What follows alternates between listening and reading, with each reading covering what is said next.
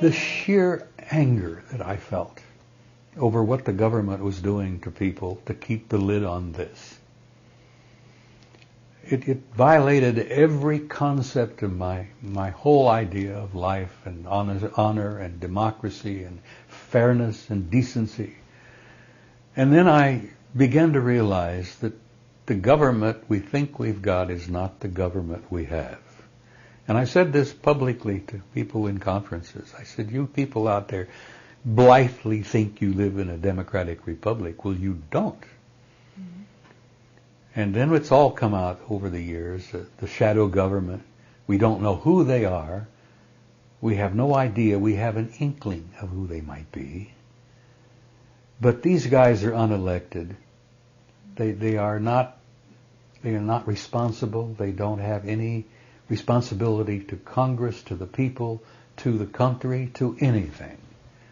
And they're running the damn program. And that drives me up the wall. I could almost kill.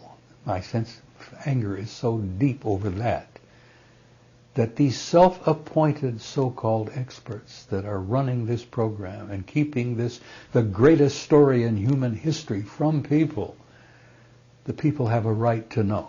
And let me tell you why I say that. I shared this with Bill. I have always believed that if this were to come out totally, as big as it is, as dynamite as it is, that it would bring about an expansion of consciousness in people. That we would stop thinking of ourselves as Muslim, Christian, Jew, whatever.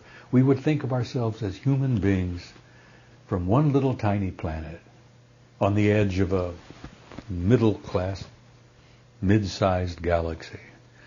And that knowledge in itself would bring us together as a species and as a race. And I thought, that is our survival. If we can bring ourselves together and think of ourselves as one race, one people.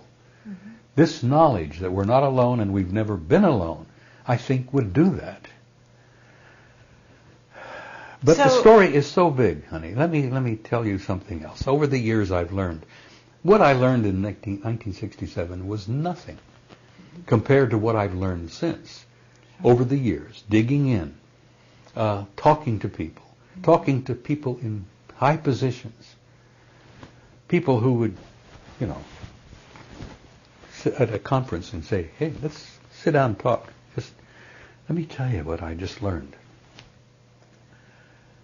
I've almost come to the conclusion that the story is so damn big that the government may be right. That the mass of people can't deal with it. How do you tell people that this species, this race that we are all a part of, is a hybrid race? That we were genetically created by an extraterrestrial intelligence? How do you tell them that? Carefully. You look around and you tell them carefully, depending on where you are. Now, if you're in Baghdad talking to some Sunnis or Shia, you don't even bring the damn subject up. How do you tell them that every major religion on the planet has been initiated and orchestrated by extraterrestrial intelligence? How do you tell Christian fundamentalists that that lovely man from Galilee 2,000 years ago was a part of that program? Mm-hmm. You don't tell them that unless you've checked the exits and know how the hell you can run and get out of the house. Okay, you don't bring these subjects up. How do you tell them, for example, that this contact and these abductions is that the genetic program is still underway? That these people that are pulled out of their bedrooms and their automobiles at night and are examined and samples taken and all, and it is shocking to them, and it is frightening to them, and it's harrowing to them. When they finally have to confront it, and maybe through hypnotic regression they have to deal with it, how do you tell them that that's part of the ongoing genetic development program? But how do you not tell them when they're in the millions, When there's so many of them out there right now that are just as aware as you are, and as I am, and Bill, and Marcia. I mean, we are not in the minority as much as we think we are. And that's the interesting problem, is I that have the government and what they planned to do all those years back when they were running the country, which they're not anymore, wasn't the best decision they made back then, and now it's the worst thing to keep the secret going. And you obviously believe that it's still important to wake people up. I still believe that there are great masses today. of people out there who can deal with it. You didn't fall to the floor sobbing when I just told you that this is a fact. This is not just my idea. Sure. These are facts that I have verification for. Okay. You see, I know that I've talked to people on the inside. I've had people come and share with me who are on the inside. I bet. And say, let me tell you. I've had military officers share with me. I had men working for me, he said, outside of Las Vegas, that when they were confronted with this, I had grown men with combat experience who broke down and cried like babies. He says, they can't deal with it. I've had to send these men off to another assignment somewhere. They couldn't deal with it. They came face to face with an alien and broke down and cried like babies. Now, okay, but you say you can deal with it, right? These are people that have bought into a certain mindset that a lot of people on the outside, and I mean the civilians, never bought into anyway. I mean, it just depends who you're talking to. But you and I know that we're in a world that is changing faster than anyone can even think. You're in a world that isn't at all what you think it is. Exactly. As I have said to you many times, you are living at the moment inside of, part of, one of the galaxy's finest, ripest zoological gardens.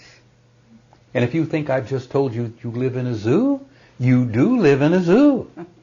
Now, I don't know how this deals with your sense of ego and your self-respect and who you think of yourself you are.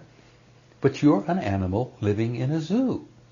Now, how does a mass of people confronted with this reality going to deal with this?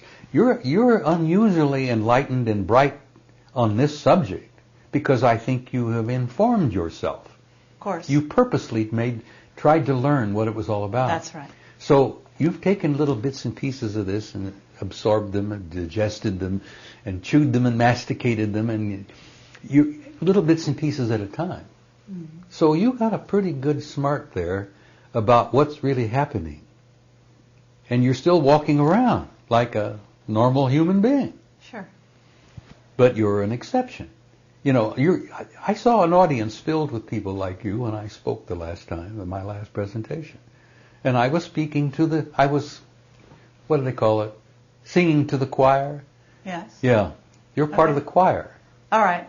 But who is it that's coming to you? I mean, Majestic. What about Majestic? You familiar with the Majestic 12? Yes. Well, they don't call themselves that anymore, but I they understand. exist. What do they call themselves? What's their new name? You know it? Yeah, well, it used to be. PI-40 was the last term I heard. PI-40. All right, well, that's fine. So there's 40 I don't know what the hell that means. There's probably 40 members of it now. Uh-huh. And have they approached you? I've met several of them, yeah. Uh-huh.